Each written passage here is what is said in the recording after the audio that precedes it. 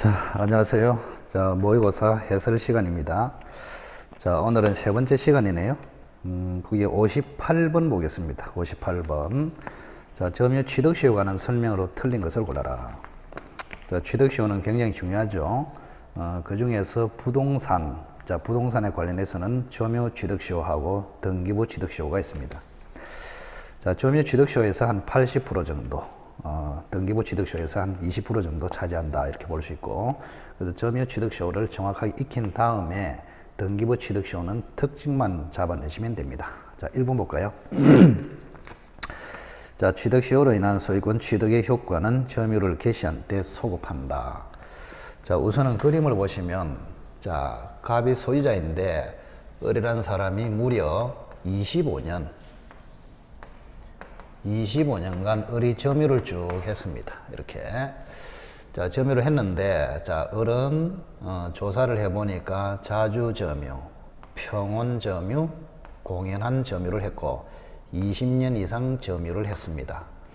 자, 그러면 소유자는 갑인데, 을이라는 사람이 일정 요건 하에 점유를 20년 정도 하면은, 을에게 오히려 권리를 취득시킨다. 이거를 취득시효를 합니다.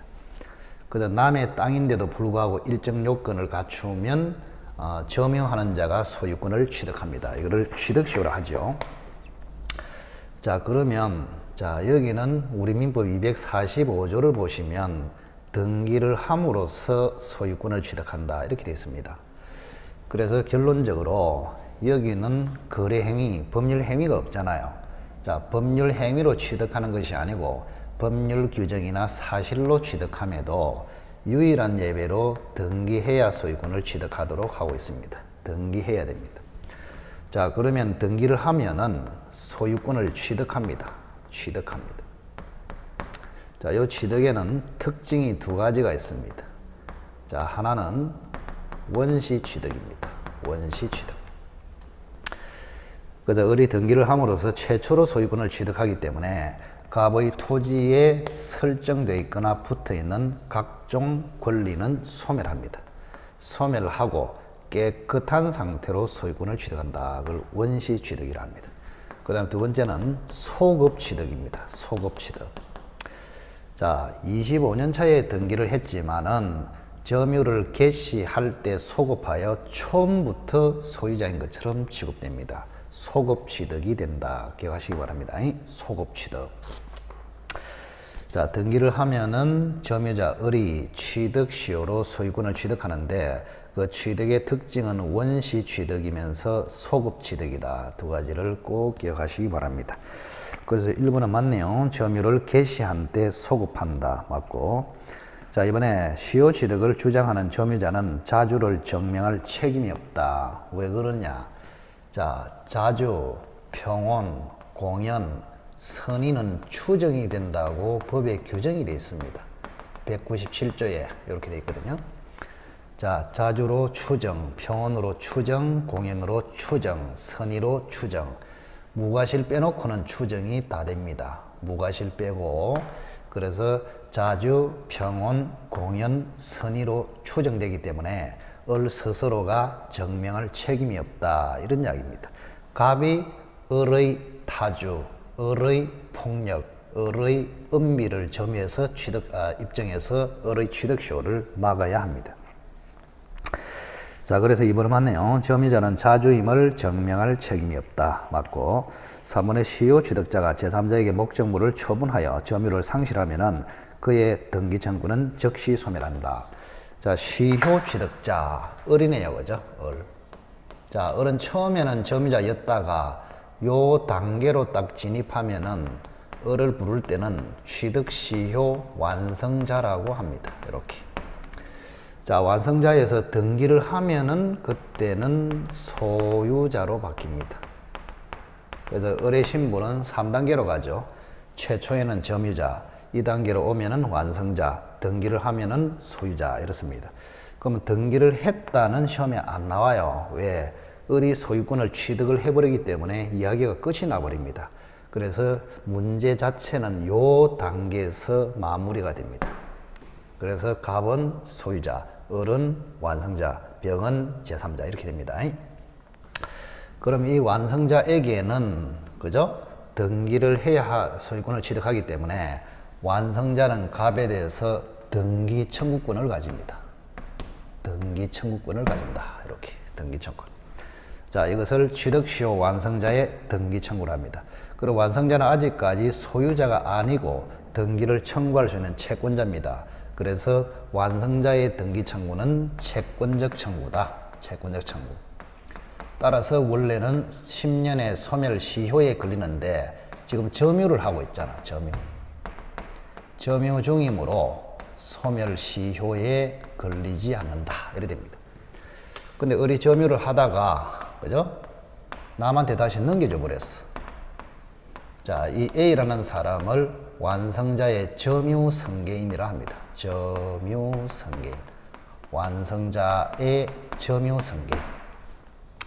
이 사람은 소유자의 등기승계인 또는 이해관계인 또는 제3자 이렇게 부릅니다. 그래서 주인공이 갑과 을인데 점유승계인으로 확대, 등기승계인으로 확대 이 두 가지를 가지고 시험에 출제가 됩니다.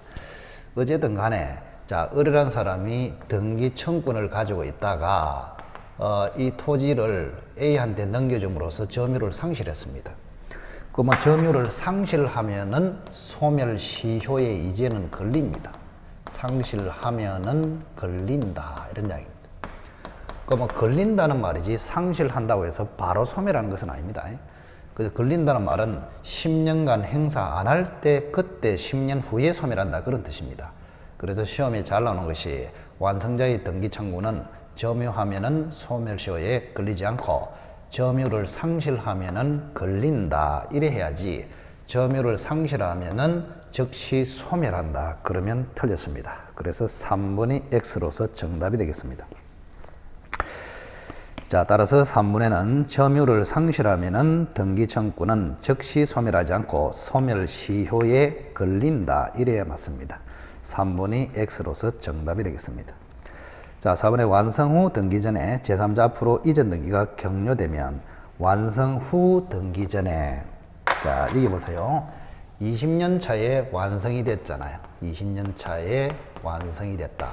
그럼 완성 후 을이 등기하기 전에 제3자는 요 사람을 이야기합니다. 병을 이야기합니다. 그래서 이 병이라는 사람을 완성 후에 등기 승계인 이렇게 불러요. 완성 후 등기 승계인. 그럼 만약에 병이라는 사람이 요 10년 차에 병이 넘겨받았다. 이 사람은 완성 전에 등기 승계인 이렇게 부릅니다. 그러면 자, 을하고 병이 재판에 붙었을 때는 누가 이겼느냐? 자, 완성 전에 승계인한테는 을이 취득시효를 주장해서 소유권을 찾아올 수 있습니다. 그런데 완성 후에 승계인한테는 취득시효를 주장 못하기 때문에 등기 청구를 못하므로 소유권을 찾아올 수가 없습니다. 자, 이거는 가장 기초라서 이거는 이해고 뭐고 그냥 바로 알아야 됩니다. 완성 전에 병한테는 이기고 완성 후에 병한테는 진다. 이걸 꼭 기억하시고요. 실제 시험에는 이 완성 후에 승계인이 90% 이상 출제가 됩니다. 이렇게.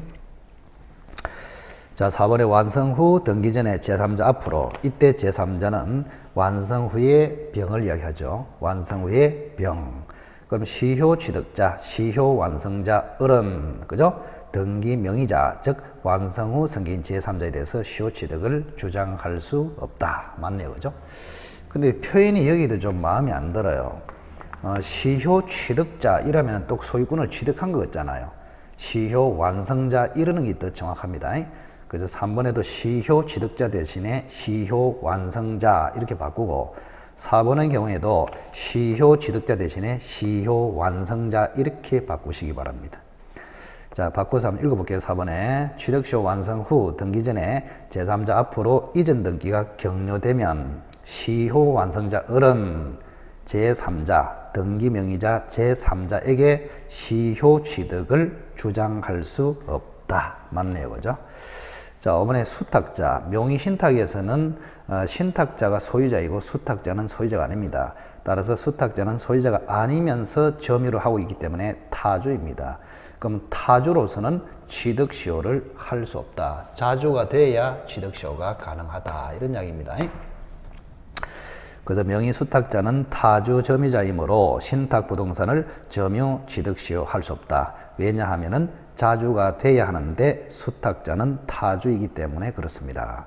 그래서 58번에는 3번이 답이 되겠네요. 자, 59번의 공동소유를 보겠습니다. 자, 취득시효도 굉장히 중요하니까 정리를 잘 하시고, 자, 그 다음에 공동소유도 굉장히 중요합니다. 자, 혼자서 소유하면은 단독 소유, 여러 명이 소유하면은 공동 소유입니다. 자, 59번에 옳지 않은 것을 골라라. 공유자는 공유물의 분할을 청구할 수 있으나 합유자는 합유물의 분할을 청구할 수 없다. 맞습니다. 그래서 공유는 분할의 자유가 있으나 합유는 분할이 원칙적으로 금지됩니다. 왜? 분할이 되면은 공동 사업을 망칩니다. 공유는 순수한 재산의 결합이지만 합유는 공동사업을 전제로 하므로 합유에서는 공동사업을 위해서 합유물 분할을 원칙적으로 할 수가 없습니다. 그래서 1번은 맞네요. 자, 공유물의 분할 청구는 자유로이 할 수 있으나 합유자는 합유물의 분할을 청구하지 못하는 것이 원칙입니다. 그 다음 이번에 자, 소수 지분권자가 다른 공유자 협의 없이 공유물의 전부 또는 일부를 독점적으로 점유 사용하는 경우에 다른 소수 지분권자는 보존 행위로 인도를 청구할 수 있다. 이 굉장히 중요한 판례입니다. 굉장히 중요한 판례다. 자, 예를 한번 들어볼게요.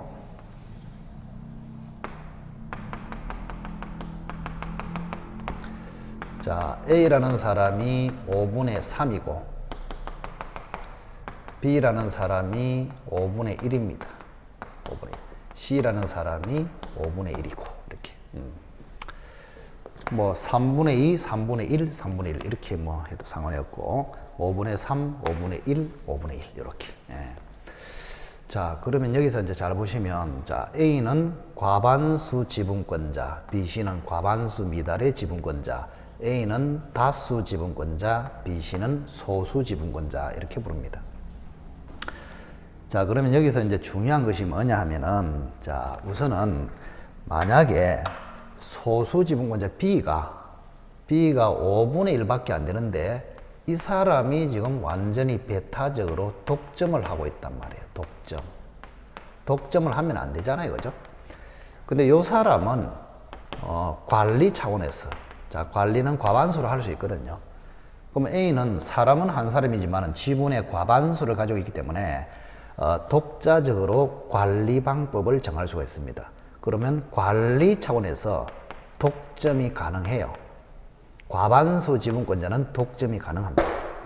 그런데 소수 지분권자는 독점을 할 수가 없어요. 그럼 독점을 할 수 없는데도 독점을 했을 때 그러면 C의 조치는 뭐겠는가? 이런 이야기입니다.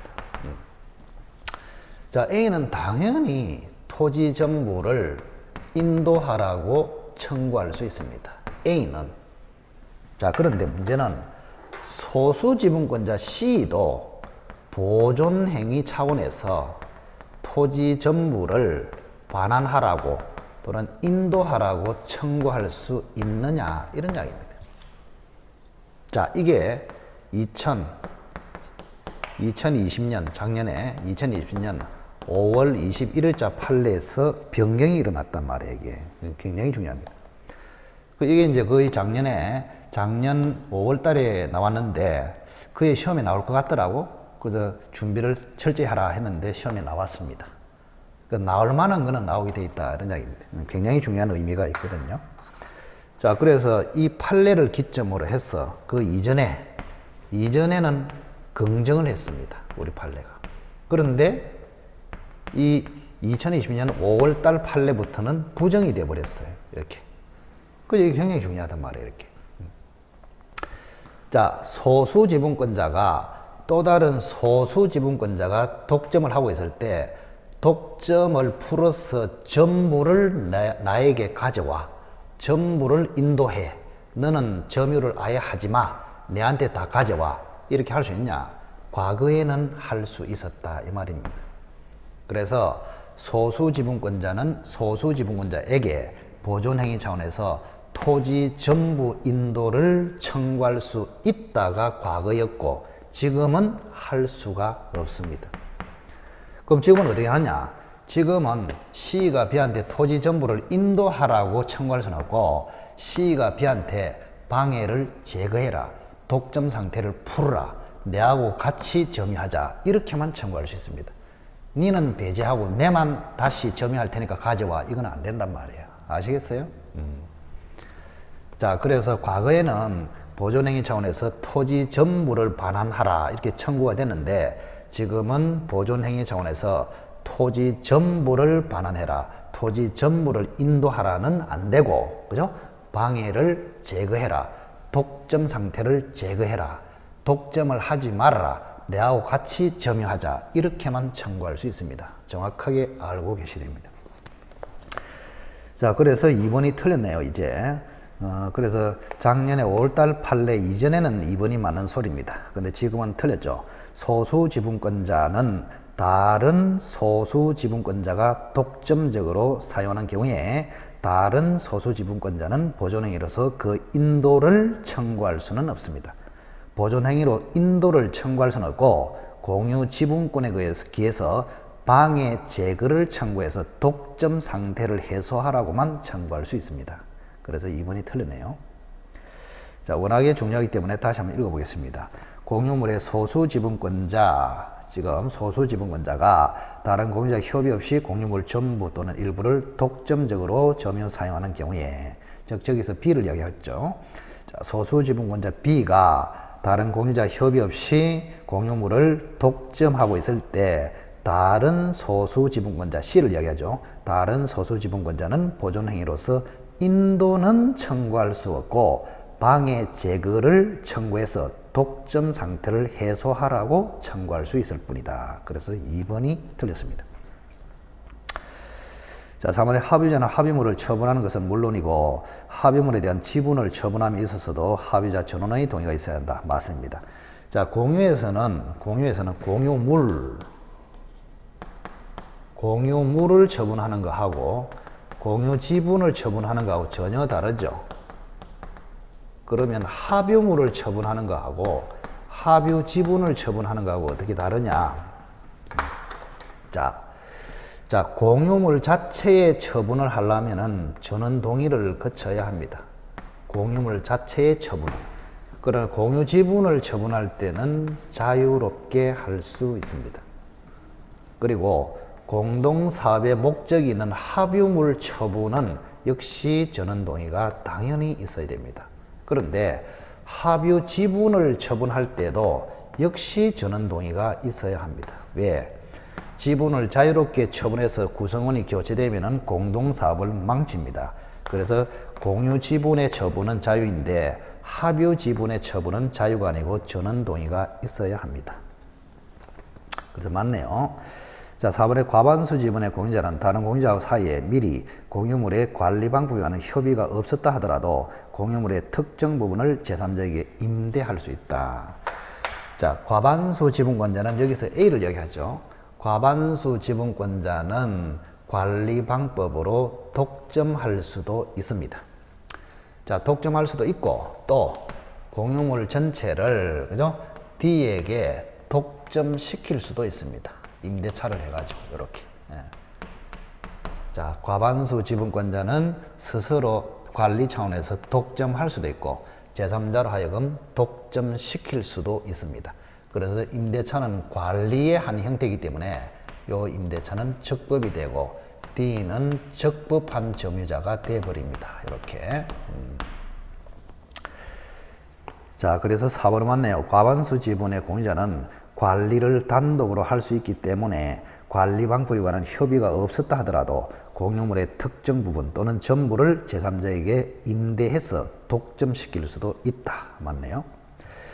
자, 이번에 법인이 아닌 사단의 구성. 법인이 아닌 사단은 대표적으로 설립 등기를 하지 않은 사단을 이야기합니다. 대표적으로 교회, 사찰, 종중. 기억하십시오. 교회, 사찰, 종중. 그 구성원은 사원총회 결의를 거쳤다 하더라도 총유재산에 관한 소송을 제기할 당사자 자격이 없다. 자, 우리 판례가 하나 있는데, 자, 소송의 주체는 누구냐? 자, 교회를 생각하면은 단체 명의로 하거나 단체 구성원 전원이 해야 됩니다. 따라서 개인은 절대 할 수 없습니다. 개인은. 자, 다시 한번. 자, 비법인 사단, 즉 교회 사찰, 종중에 있어서 소송을 할 때는 소송의 주체가 누구냐? 단체 명의로 하거나 구성원 전원 명의로 해야지 개인 명의로는 절대 할 수 없다. 꼭 기억하십시오. 그래서 5번은 구성원은 개인이죠. 개인은 사원총회 결의를 거쳤다 하더라도 소송을 제기할 당사자 적격이 없다. 맞습니다. 당사자 적격은 사단 전체, 사단 자체의 명의나 구성원 전원이 해야 당사자 적격이 있습니다. 개별적인 구성원은 당사자 적격이 없습니다. 자, 다시 한번 이야기하지만 비법인 사단에서 소송을 할 때는 사단 명의로 하거나 사단의 구성원 전원 명의로 해야지 구성원 개인 명의로는 절대 할 수가 없다. 그래서 5번도 맞습니다. 그래서 틀린 것은 2번이 틀렸네요. 그죠? 자, 59번은 문제가 아주 좋습니다. 좀 어렵지만은 정확하게 기억을 하시기 바랍니다.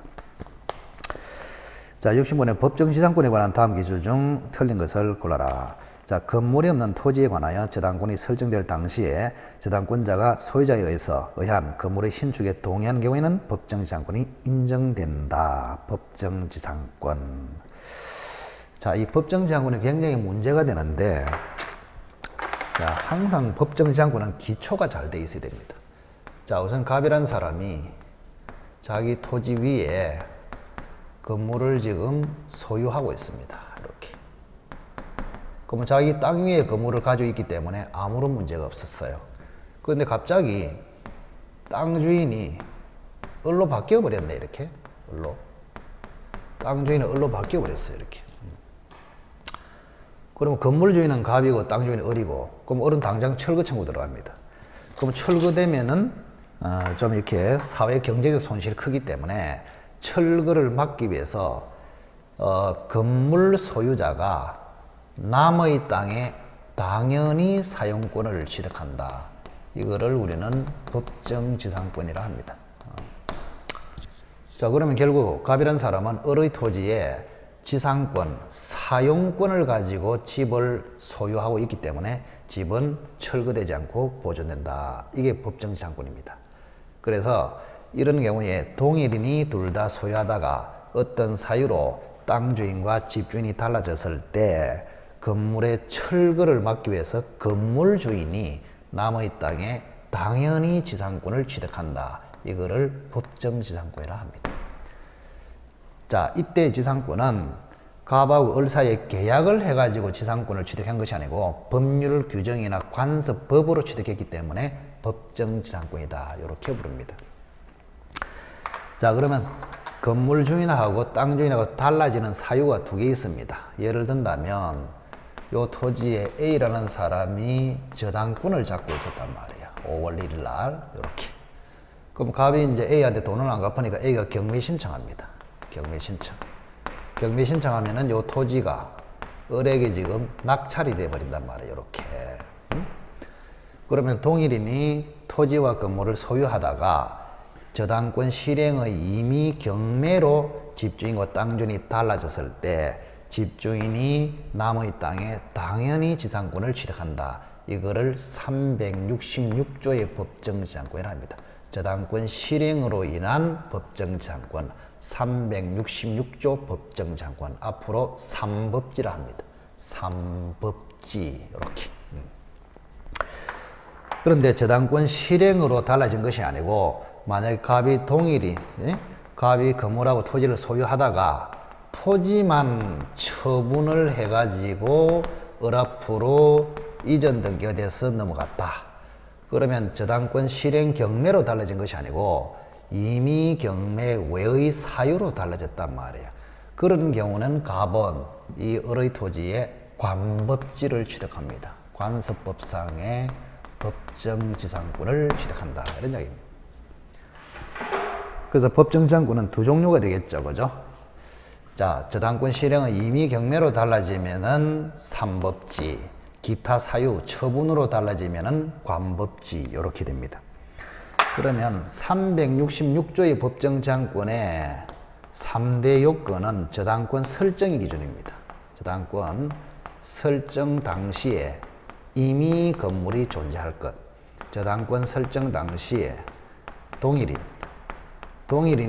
둘 다 소유할 것, 임의경매로 땅 주인하고 집주인이 달라질 것, 요 세 가지입니다. 요건이. 자, 갑이라는 사람이 을의 토지에 삼법지를 취득하기 위한 3대 요건이 뭐냐? 저당권 설정 당시에 임의 건물이 존재할 것, 맞죠? 설정 당시에 임의 건물이 존재할 것. 그 다음에 설정 당시에 동일인이 둘 다 소유할 것. 설정 당시에 갑이 둘 다 소유할 것. 그 다음에 저당권 실행 경매로 땅 주인과 집주인이 달라질 것. 요 세 가지가 정확하게 갖춰져야 됩니다. 그러면 삼법지는 이런데 관법지는 어떨까? 관법지는 설정 대신에 처분으로 바꾸면 됩니다. 처분 당시에 임의 건물이 존재할 것. 처분 당시에 동일인이 둘 다 소유할 것. 임의 경매 외의 사유로 달라질 것. 그리고 관서법은 임의성이 있기 때문에 건물 철거 특약이 있으면 안 되거든요. 그래서 건물 철거 특약이 없을 것. 이 네 가지 요건입니다. 이렇게. 자, 다시 한번 볼까요? 자, 동일인이 둘 다 소유하다가 어떤 사유로 땅 주인과 집주인이 달라졌다. 이때 건물 철거를 막기 위해서 건물 주인이 남의 땅에 당연히 지상권을 취득한다. 이게 법정지상권이다. 법정지상권은 달라진 건물 주인과 땅 주인이 달라진 사유가 저당권 실행의 임의 경매면 삼법지, 기타 사유 처분이면은 관법지 이래 된단 말이에요. 그럼 삼법지의 요건은 설정의 기준입니다. 설정 당시에 건물이 존재, 설정 당시에 동일인이 둘 다 소유, 저당권 실행의 임의 경매로 집주인과 땅 주인이 달라집니다. 그 다음 관법지는 처분의 기준입니다. 처분도 좀 애매하잖아요. 그죠? 일단 처분으로 썼을 뿐입니다. 좀 약간 소유권 변동 당시 이래도 되고 다양하게 표현을 합니다. 처분 당시에 임의 건물이 존재, 처분 당시에 동일인이 둘 다 소유, 임의 경매 외의 사유, 대표적으로 매매, 정여, 강제 경매 이런 거 임의 경매 외의 사유로 달라질 것, 그리고 건물 철거 특약이 없을 것 이래 됩니다. 자, 1번을 보시면 건물이 없는 토지에 관하여 저당권이 설정될 당시에 저당권자가 토지 소유자인 건물의 신축에 동의했다. 여기는 건물 신축에 동의했냐 아니냐 이게 중요한 것처럼 보이는데 그 전혀 아니에요. 기본기가 잘 되어 있었는데 건물이 없는 토지에 관하여 저당권이 설정 이리 돼 있잖아요. 그러면 저당권 설정 당시에 건물이 있었나요? 없었나요? 없죠. 건물이 없는 토지에 저당권이 설정되었고 그 다음에 건물이 들어섰잖아요. 그러니 애초부터 저당권 설정 당시에 건물이 존재하지 않았기 때문에 법정지상권은 성립이 안 됩니다. 그래서 1번이 정답이란 말이에요. 그래서 신축에 동의했냐 안 했냐 거기 포인트 맞추지 말고 저당권 설정 당시에 건물이 있었냐 없었냐 그게 포인트입니다. 그런데 1번을 잘 읽어보시면 건물이 없는 토지에 저당권이 설정이 됐기 때문에 설정 당시에 건물이 존재했다. 그 요건에서 벗어난다. 설정 당시에 건물이 존재하지 않았습니다. 그래서 아예 법정지상권은 인정이 안 됩니다. 그래서 1번이 X로서 정답이 되겠습니다. 자, 2번. 건물 소유자가 건물과 법정지상권의 어느 하나만을 처분하는 것도 가능하다. 자, 이 갑이라는 사람이 이제 잘 보시면 갑이라는 사람이 이제 두 가지 이제 가지고 있네요. 자, 저쪽에 갑을 보겠습니다. 자, 갑이라는 사람은 건물에 대해서는 소유권을 가지고 있고 땅에 대해서는 토지에 대해서는 법정지상권을 가지고 있다 이 말입니다. 그럼 우리가 이제 일반 지상권에서 말씀드린 대로 건물은 지상물이고, 그죠? 요 지상물을 소유할 목적으로 땅에 대한 사용권, 지상권이 있습니다. 이렇게. 그럼 이것이 이제 주권이고, 이것이 이제 종권이 되어버립니다. 이렇게 주종관계입니다. 주종관계. 그런데 중요한 판례가 있다 그랬습니다. 자, 건물을 소유할 목적으로, 그죠? 법정 지상권을 취득했는데 또는 일반 지상권을 취득했습니다. 그럼 이 지상권은 어떤 위치에 있느냐? 중요한 판례가 있습니다. 자, 지상권은요. 잠시 한번 보시면 우리 판례는 지상권은 지상물에 대해서 종된 권리이지만 종속된 권리는 아니다. 이런 판례가 있습니다. 자, 일반 지상권이건 법정 지상권이건 지상물에 대하여 종된 권리이지만 종속된 권리는 아니다. 종된 권리지만 종속된 권리는 아니다. 이제 따라서 이렇게 나옵니다. 따라서 이 지상물하고 지상권은 분리해서 양도할 수 있다. 이렇게 나옵니다. 분리 양도가 가능하다. 자, 그래서 이번에 보시면 건물의 소유자가 건물과 법정 지상권의 어느 하나만을 분리해서 처분하는 것도 가능하다. 맞네요. 그죠? 이번에. 자, 지상권은 지상물에 대하여 종된 권리이지만 종속된 권리는 아니다. 따라서 분리 처분이 가능하다. 법정 지상권만 처분할 수도 있고 건물 소유권만 처분할 수도 있다. 맞네요. 자, 3번에 원래 동일인에게 소유권 귀속이 원인 무효로 이루어졌다. 자, 3번 앞에다 써놓으세요. 원인 무효 귀속 사건. 자, 10개 단어가 나오면 법정 지상권이 안 된다 그랬잖아요. 10개 단어. 지금 외울 필요가 없는데 그 중에 하나가 원인 무효 귀속이라고 있습니다. 원인 무효 귀속. 원인 무효 귀속 사건. 요 말이 나오면 법정 지상권은 무조건 안 돼. 그리고 외울 수도 있지만 가만히 생각해 보세요. 자, 동일인에게 둘 다 귀속이 된 원인이 무효가 됐다 이 말 아닙니까? 동일인 귀속이 원인 무효가 됐다. 원인 무효로, 무효인 원인으로 동일인에게 귀속됐다. 그럼 동일인 소유가 아니잖아요, 결국.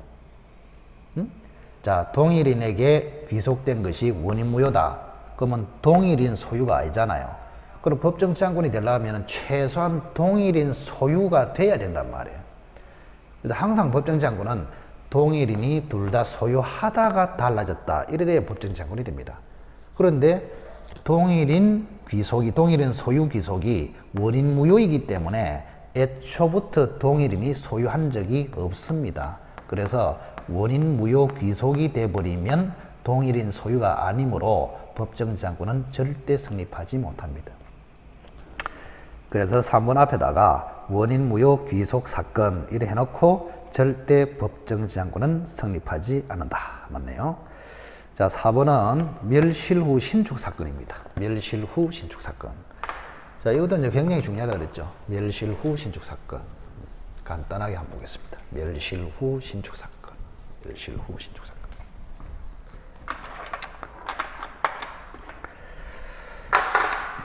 자, 2003년 12월 18일자 판례. 자, 갑이라는 사람이 토지 위에 건물을 지금 가지고 있습니다. 4월 1일 날 이렇게. 그런데 이 토지에 A라는 사람이 돈을 빌려주고 저당권을 딱 잡았습니다. 이렇게. 자, 그런데 문제는 지금 저당권 설정 당시에 건물이 존재하고 저당권 설정 당시 동일인이 둘 다 소유했고, 자, 앞으로 집주인하고 땅주인이 달라지기만 하면은 366조 법정 지상권 요건을 갖추고 있어요. 자, 그런데 4월 1일 날 이 존재했던 집이, 그죠? 멸실이 되거나 철거가 되어버렸습니다. 철거가 된 다음에 그 자리에 똑같은 건물이 신축이 됐단 말이에요. 6월 1일 날. 이런 상태에서 A가 경매 신청을 해가지고 땅주인이 을로 지금 바뀌어 버렸습니다. 낙찰이 돼가지고 이렇게 을한테로 땅주인이 바뀌어 버렸다 이런 이야기입니다. 땅주인이 바뀌어 버렸습니다. 이렇게. 자, 그러면 애초에 하얀 건물은 저당권 설정 당시에 존재했던 건물이기 때문에 하얀 건물을 위해서는 366조의 법정지상권을 취득합니다. 이렇게. 즉 을로부터 철거를 당하지 않는단 말이에요. 자, 그런데 문제는 하향 건물이 없어지고 6월 1일 날 새롭게 건물이 들어섰잖아요. 그러면 6월 1일 날 들어서면은 저당권 설정 당시에 존재한 게 아니고 설정 후에 들어왔잖아요. 설정 후에 들어왔기 때문에 366조 지상권이 안 된다, 이래 해야 되는데 된다, 이게 판례단 말이에요. 그래서 중요한 것입니다. 자, 다시 한번 보겠습니다. 자, 신축된 파란 건물은 6월 1일 날 들어왔어요. 그러면 6월 1일 날 들어오면은 저당권 설정 당시에 존재한 집이 아니잖아요. 그래서 이 집을 위해서는 남의 토지에 366조 법정지상권이 성립하지 않습니다. 그런데 우리 판례는 성립이 된다고 했다. 왜 그러냐? 자, 여기 보세요.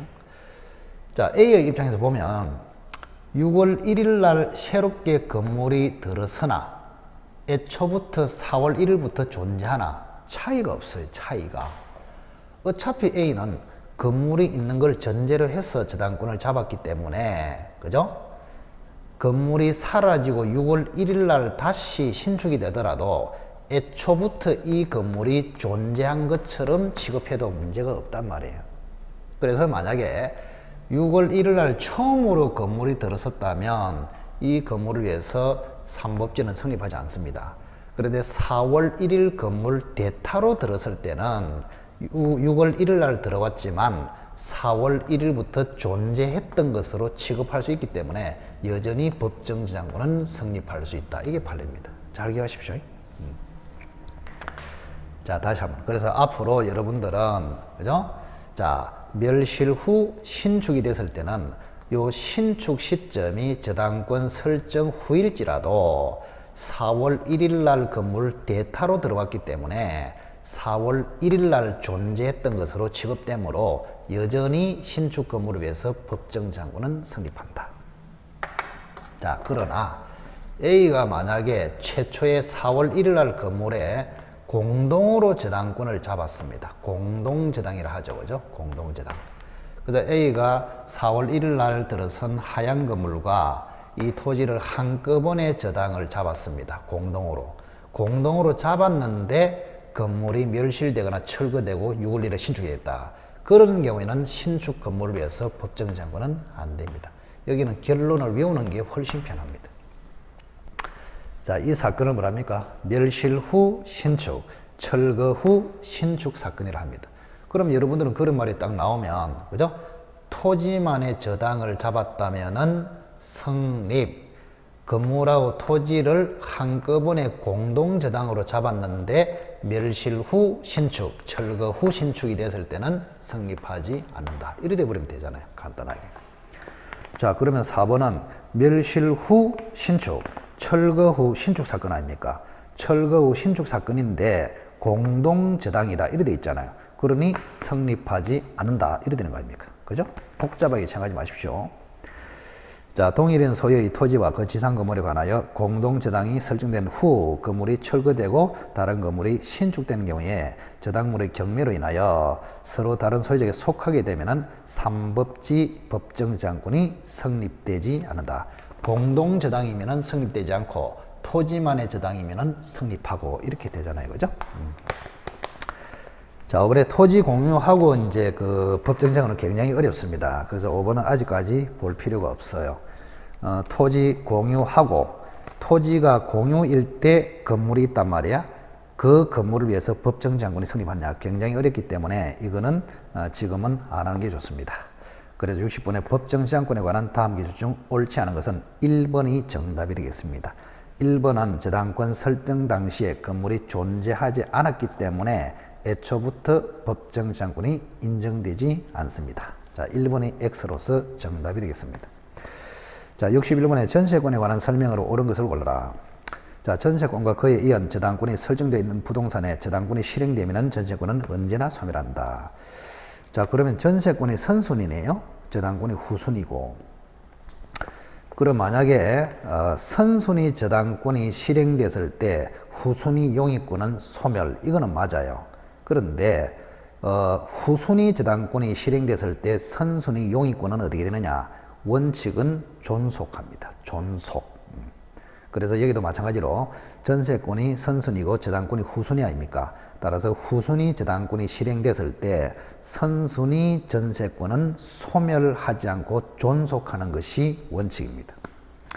자, 존속하는 것이 원칙인데 다만 전세권자도 배당을 받고 싶어 하잖아요. 그래서 선순위 전세권자가 배당 요구를 하면은 그때는 소멸합니다. 그래서 1번은 틀리네요. 그죠? 자, 이것도 잠시 한번 보시면 자, 갑이 집을 지금 가지고 있습니다.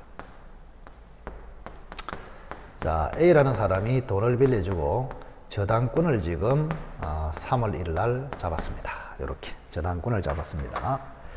자, 그런데 이 집에 지금 B라는 사람이 전세권을 이미 취득했단 말이에요. 2월 1일 날 선순위 아닙니까? 그 다음 좀 있다가 C라는 사람이 저당권자보다 뒤에 전세권을 취득했습니다. 4월 1일 날 이렇게. 자, 이 경우에 A가 저당권자가 경매 신청해서 이 집이 낙찰이 될 거 아닙니까? 이거를 저당권 실행이라고 합니다. 이렇게. 자, 그러면 저당권이 실행됐을 때, 그죠? 이 전세권이 존속하느냐, 소멸하느냐, 이런 이야기입니다. 자, 그러면 저당권이 실행됐을 때 선순위 전세권은 존속, 후순위 전세권은 소멸. 이게 대원칙이란 말이에요. 자, 저당권이 실행됐을 때 선순위 전세권은 존속, 후순위 전세권은 소멸. 그런데 다만 선순위 전세권도 배당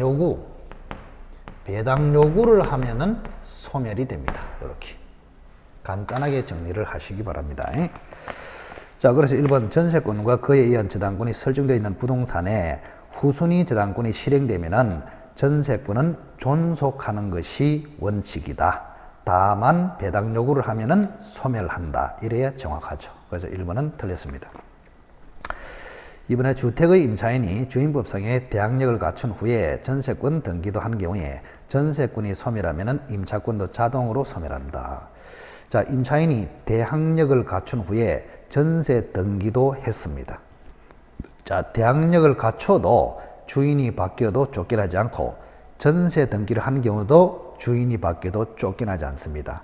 그래서 대항력을 갖춘 임차권이나 자, 물권인 전세권을 가지면은 대항력을 가지는 것은 똑같습니다. 자, 그런데 주인법상의 대항력하고 전세권으로서 민법상의 대항력은 별개입니다. 별개이기 때문에 전세권이 소멸한다 해도 임차권은 여전히 존속합니다. 아무 상관없습니다. 자, 전세권이 소멸해도 임차권은 존속, 임차권이 소멸해도 전세권은 존속. 이래 됩니다. 서로 별개이기 때문에 하나가 소멸한다고 해서 따라서 소멸하는 것은 아니다. 그래서 2번도 틀리네요. 자, 3번의 전세금 정감 청구는 일방의 의사표시만으로서 효력이 발생되는 것은 아니다. 전세금 정액 청구, 전세금 감액 청구는 형성권입니다. 전세금뿐만 아니고 각종 전세금, 그 다음에 보증금, 지료, 임료, 정액 청구, 감액 청구는 전부 청구로 되어 있지만은 형성권입니다. 형성권이기 때문에 일방의 의사표시만으로서 효력이 발생된다. 그래 맞죠. 3번도 X입니다. 자, 4번의 전세권은 우리 민법에만 있는 제도이며 이것까지는 맞네요. 우리 민법에 고유한 제도입니다. 모든 부동산에 인정된다. 여기 틀렸나요? 자, 전세권은 농경지는 대상으로 할 수가 없습니다.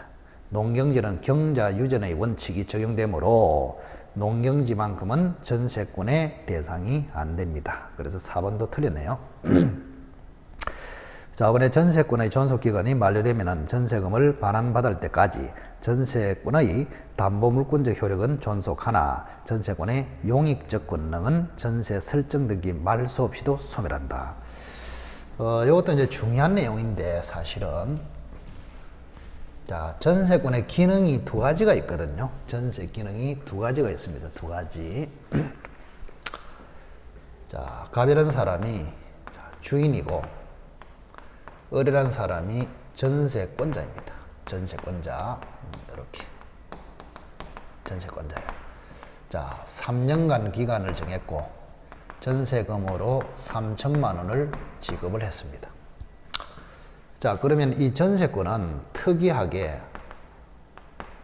용의 기능하고 담보 기능하고 같이 가지고 있습니다.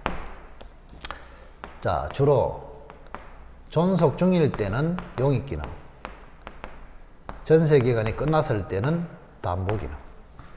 자, 담보 기능이란 말은 자, 전세금을 받아내기 위해서 전세 목적물을 경매 신청할 수 있고 경매 신청해서 전세금을 우선 변제를 받을 수 있다. 뭐 이런 의미에서 담보 기능이라고 합니다.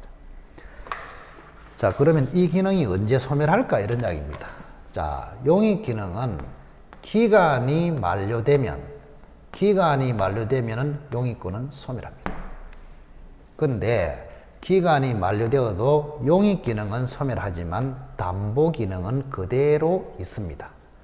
그러면 담보 기능까지 없어지려면 전세 등기를 말소를 해야 됩니다. 말소해야 뭐요? 담보 기능도 소멸합니다. 이렇게. 자, 이거는 뭐 이해가 안 되면 좀 외우시기 바랍니다. 자, 다시 한번.